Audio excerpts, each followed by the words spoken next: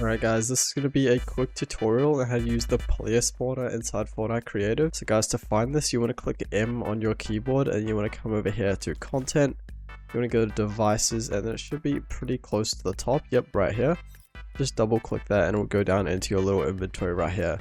Then you just want to click the slot that it's assigned to and you can just place it wherever you want, just like this. Now guys, to interact with it, you obviously just interact like that with your interaction button. Now I'm going to be going over a couple settings inside this, guys. So enable during phase. You can have this on create. So the only two ones you're probably ever going to need is on create only. So this means that it starts off as disabled and then once you turn it on, it starts like spawning people there. Or you can have it on always if you always want to have people spawning here.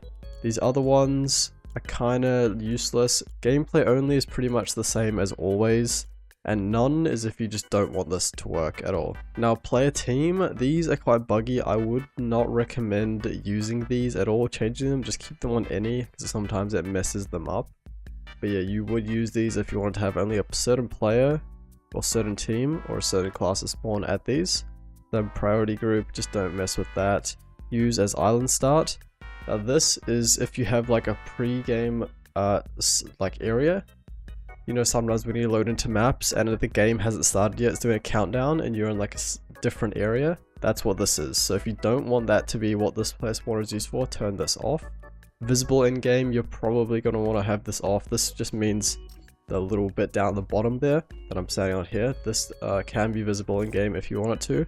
Probably want to have that off though. Play audio, just have that as no. None of this really matters. Respawn alive players. I think this is if someone respawns like when they go over to their menu here.